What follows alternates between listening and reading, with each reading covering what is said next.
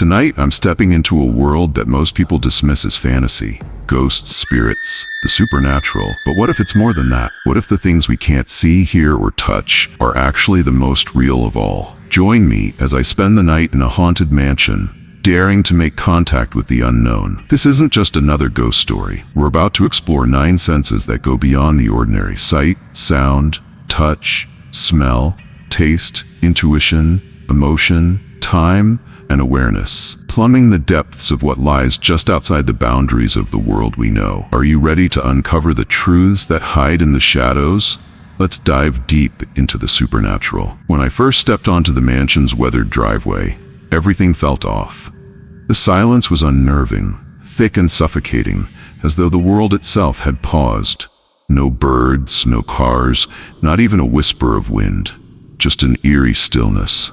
As I pushed open the door, darkness poured from the house, swallowing everything in its path. My flashlight barely illuminated the walls ahead, casting long, twisted shadows that made the mansion feel like a labyrinth with no end. But then, my eyes caught something. It wasn't a figure or a shape, but a movement. Something flickered just out of sight. A trick of the light, or something more. As I moved deeper into the mansion, the silence shattered. A whisper, faint but distinct, brushed past my ears. Was it my mind playing tricks, or was something actually trying to speak to me? Then the unmistakable creak of floorboards echoed from above, slow and deliberate. Footsteps, but there was no one else here. The house itself seemed alive, groaning under the weight of its long-forgotten past. Every sound a reminder that I wasn't alone. Trying to steady myself against a decaying pillar, my fingers brushed the surface, and instantly, an unnatural cold seeped into my skin. It wasn't the chill of the night air. It was deeper, a cold that seemed to come from within the walls themselves. As I moved deeper into the mansion, the touch of invisible forces became more pronounced, like the air around me was alive, brushing my skin with the faintest hint of a phantom's presence. Something, or someone, was close.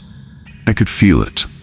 As I ventured further into the mansion's bowels, a musty, suffocating smell hit me, thick and stale.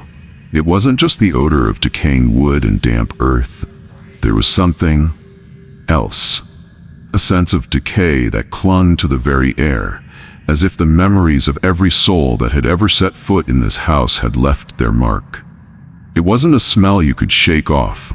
It lingered, thick in the air, choking out any sense of comfort, filling my lungs with something far more ancient, something alive with the history of this forsaken place. Suddenly, a strange metallic taste filled my mouth. It was bitter, almost like blood, but I hadn't eaten anything. It wasn't even the taste of fear. It was deeper, more visceral, a thick, iron-like sensation that seemed to coat the back of my throat and linger. What was it? Was it the air, infused with the memories of those who had died here? Or was it something darker, something more sinister? A taste of the past, of tragedy, waiting to be unleashed. As the darkness closed in, I couldn't shake the overwhelming feeling that something was watching me. It wasn't just a fleeting sense of fear. It was something far more primal, more intense. The mansion itself seemed aware of me, alive in a way I couldn't explain. Every step I took felt heavier, as though something or someone was pulling me forward. My gut screamed to turn back, but something inside me, something deeper, urged me onward. The house was calling me, and I couldn't resist. As I ventured further, a wave of emotion hit me, an overwhelming, almost suffocating sense of dread that wasn't just fear. It was grief, sadness, and a sorrow so deep that it felt like the very air had absorbed it over the years. The mansion, with its broken walls and decaying floors, wasn't just a building. It was a mausoleum of memories, each corner steeped in the unresolved pain of those long gone. It felt as though the house itself was mourning, carrying the echoes of loss that lingered in every inch of the crumbling wood and stone. Time was no longer a linear thing inside the mansion. It twisted, it bent. Minutes stretched like hours, yet when I glanced at the clock, I couldn't tell if I'd been there for minutes or hours. The mansion seemed to hold on to the past, trapping moments in time, replaying them in the silence between the shadows. It felt as if I had entered a place where time didn't flow in a straight line, where the past, present, and future all collided in one disorienting, maddening blur.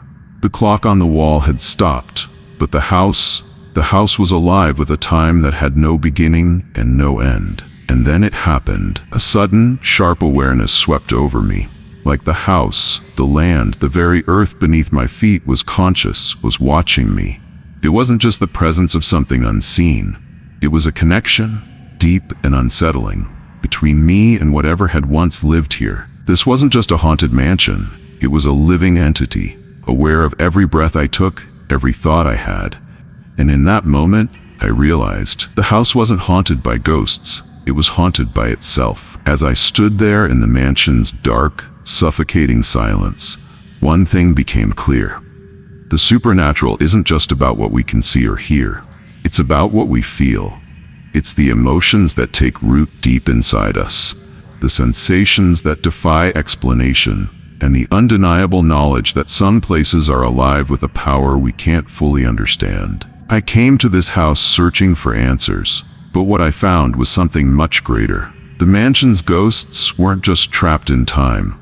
They were woven into the very fabric of this place, existing as whispers, memories, and emotions that linger in every crack and shadow. As I left that night, the feeling of being watched never left me. The house, now silent, still hummed with the energy of what had happened within its walls, and I knew that even though I was leaving, I would never truly escape its presence.